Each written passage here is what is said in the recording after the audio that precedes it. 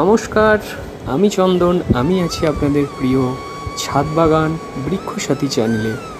আজকে দেখাচ্ছি আমি যেভাবে অপরাজিতা গাছের পরিচর্যার কথা বলেছিলাম সেভাবে করার পর আমার বর্তমান গাছের অবস্থা দেখুন। কত সুন্দর ফুলে ভরে উঠছে। জাস্ট 1-1.5 মাস বয়স আমার এই গাছগুলোর। আপনারাও পাবেন, তবে মেনে চলতে হবে আপনাদের বেশ কয়েকটি টিপস।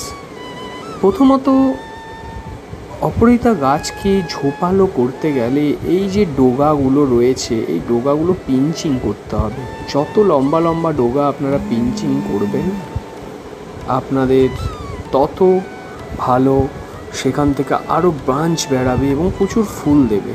তার সাথে সাথে প্রতি সপ্তাহে আপনারা সার প্রয়োগ অবশ্যই করবেন, অল্টারনেটিভভাবে প্রয়োগ করবেন। দেখাবো পরের ভিডিওতে। ধন্যবাদ, ভালো থাকবেন।